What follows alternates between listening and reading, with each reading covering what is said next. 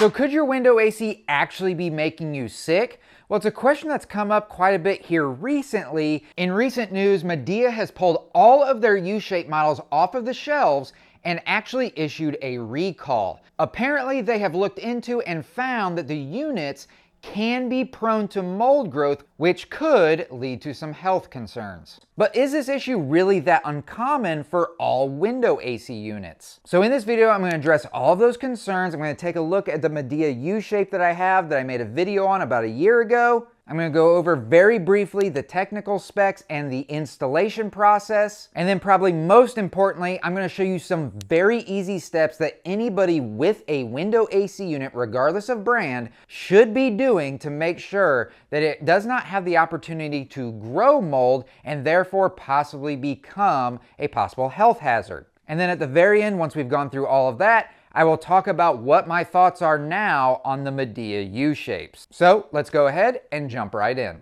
All right, so this is my Midea U Shape unit. This is a 12,000 BTU unit. And for the past year, I have had this cooling my garage area, which is about 550 square feet. The things that I really love about it and some key features are it's very, very quiet. In some previous videos where I've gone about showing how to install this and reviewing it, and I've also compared this unit to the GE Clearview. In those videos, I did some sound testing on them to see just how quiet these would be when they're fully maxed out. Now, Midea advertises that these can go down to about 32 decibels, which is incredibly quiet. And the reason for that is because it uses inverter technology, much like your mini splits do. One thing that a lot of people like is because of the U-shaped design, the window goes down into the middle of the unit. And what that can do is you are able to still use your window. You can open and close it, which you really can't do with most of your AC units that are out there. But what I like about that the most is because the window is between the condenser on the outside and then the interior portion here,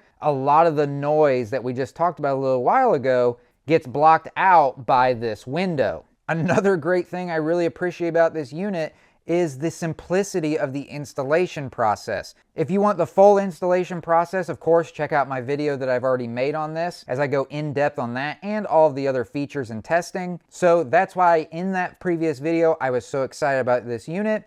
I considered it to be the best unit that is on the market as far as features and energy efficiency goes. But of course, that was long before this recent recall. So that's all of the good and the pros on that Midea U-Shape unit that I have. But now let's get into the current mold issue that they're taking a look at, talk about what that means, and some things that can be done in order to make sure that doesn't happen. But something that's incredibly important to understand is it's not just the Midea U-Shapes that have the possibility of growing mold. And the reason for that is because of them being so compact, being close to that window with the change in elements and temperature, you have a lot of condensation type issues that can come up. Condensation, when it forms, obviously that's water. Water can be a source of how mold is able to grow, especially if the room that it's in is a humid environment. Also, not having proper drainage can lead to it as well, which sounds like is the main issue Midea was looking at before they issued the recall. So that is just a fact when you're dealing with window AC units, that there's a very good chance that if things are not being maintained properly, you probably have some mold growing in that AC unit. Now, I can tell you in the very beginning of having my Midea U-Shape that there was an instance where I did have some mold buildup. And so that's a lot of why I wanted to do this video, because I don't think a lot of homeowners realize that the environment that they keep and certain things that you can be doing can completely mitigate having any issues of mold growing in that AC unit and therefore in your home. So one of the big things that needs to be done with any window AC unit, again, not just the Midea U-Shape, is making sure that it's staying clean. On pretty much any window AC, there's going to be some sort of a screen or pre-screen that's helping to keep some of those contaminants from going into the unit, clogging the unit, causing issues, and then being recirculated into your air. In my opinion, I don't really think that that is enough So in my case, there is some other filter material you can buy for these window ACs that I definitely recommend doing that can act as an actual filter, not just one of those little mesh pre-filters, but acts as a more normal filter that you would put in your standard AC unit.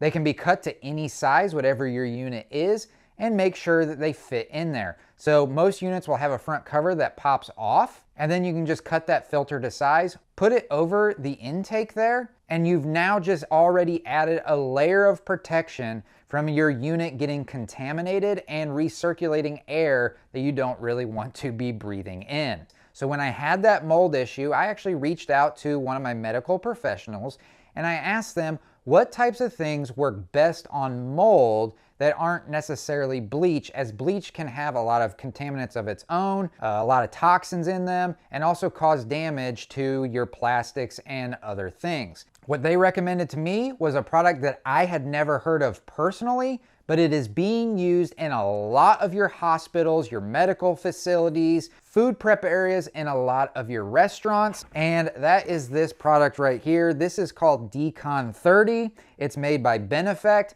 I have no affiliation with this company. I have not talked to them. I don't get paid anything by them. This is just a product that was recommended to me, and I can tell you, it works amazingly. It really does. It doesn't have any, again, of those toxins or harmful ingredients in them that your bleaches do. And according to all testing that is out there, which you are free to look up, compare the two, all the testing that is out there, it decontaminates surfaces just as well as the bleaches that you're buying in the store now without any of the harmful side effects. Now, the way that I apply this is I have a garden sprayer that is just for using this particular product that I just pour the concentrate into that garden sprayer. And then what I do is I try to gain access to the fan that's inside, or it looks like a hamster wheel. If you're gonna have a mold issue, that is where the vast majority of your mold is going to grow. What I do is I just take that front folding cover off. It's very easy to do. Just by compressing the two sides, that flap that adjusts the direction of the air will pop right off. And if you look through the black grate, you will see a blue, that hamster wheel again, that's distributing that air. You will see that wheel down inside. And I just spray it in all of those little gaps and those places on that fan, and it rotates around very easily. I usually try to rotate it twice while spraying it, just to make sure that I've got it fully covered and that I'm not gonna have any places where I possibly missed. Then once I'm done spraying that hamster wheel, that's when then I just take that flap again, I compress it slightly together, pop it back into place, and then fold it down, and that then will be in its reset position, ready for when you go to turn the unit on. From there, I move down below where I pop that cover off for the filter. In behind that filter and pre-filter, that is where the intake is and where some of our coils are. Some of that Decon 30 that I sprayed on the hamster wheel will have dropped down, not just cleaning the wheel itself, but it also drops down into the pan, cleans that, and some of it will also get on the interior coils and help with cleaning with that. And then from there, I just put my pre-filter back in, my filter material, pop the cover back on, and now my AC unit is ready to go again. Now this is something that you can do for just regular maintenance because it won't allow for that mold to grow, at least for a period of time. But when I had my mold issue, I used this to get rid of that current mold issue, and it did so very quickly. I ended up spraying a ton on that wheel. I let it set for about an hour or so, and the thing was completely clean. So cleaning the unit with just some very regular maintenance, aside from getting the mold cleaned up, you're also just cleaning those coils as well, which is gonna also help the efficiency of your unit. So it's gonna help it blow colder and use less electricity. I've already highlighted what all this can do for you, so in my opinion, it's just a no-brainer to do this on a somewhat regular basis. I do mine, it's nothing crazy, maybe every 4 to 6 months, but I'm not real worried about mold in this area anymore, and that actually leads me into the next very important thing that people need to be doing, whether you have a window AC unit or not,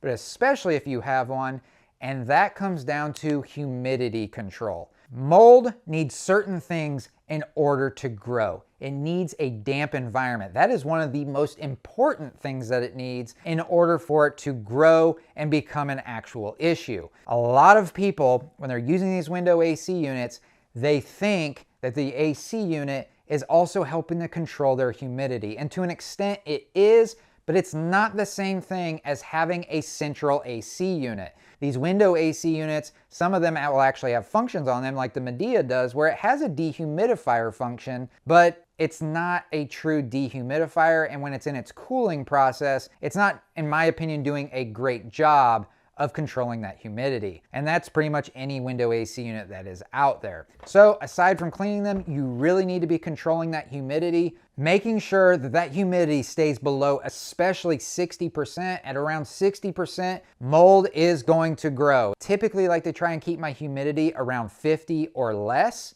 And even though I have a central AC unit in my home, I still think that a lot of people should be taking a look at getting dehumidifiers for their home to make sure that your humidity in your house is not getting too high and possibly causing this issue. A side effect of also doing this that is also helpful is by decreasing the humidity. If you have a lot of humidity in your home, decreasing that humidity is also going to help you with temperature control. So in the summertime, the lower you can get that humidity, the cooler it's going to feel in your home. And therefore, maybe you can bump up that thermostat a couple of degrees so you're not using as much electricity. And there are so many other things I could get into as far as humidity and effects on health and things of that nature, but that's not really what this is about. So does this recall that has been issued by Midea on their U-Shape models change my opinion on them? No, not really. I like that they are doing the right thing and giving customers the option to either have it fixed or refunded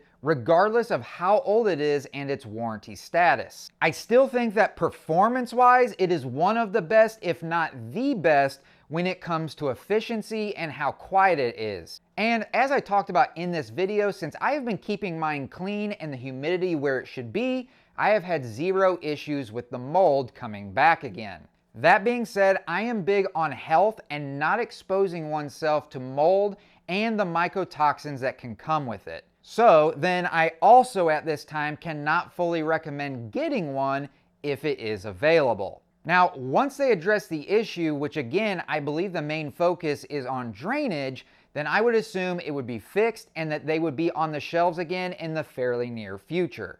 And if they're putting them back on the shelves, that means that they're feeling confident that it is fixed because they're not going to risk all of the loss that they are currently taking by not having these for sale and also issuing a recall. But again, that would be my assumption.